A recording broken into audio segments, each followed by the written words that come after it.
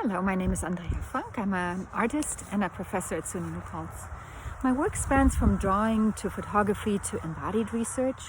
I've been on a path of experiential explorations and collaborative work of the ecological and social systems around me for quite a while, and I'm interested in exploring the ancestral, energetic dimensions and the deep connections that we actually have. I want to invite you into a process where we feel into the here and now, physically, creatively, and emotionally.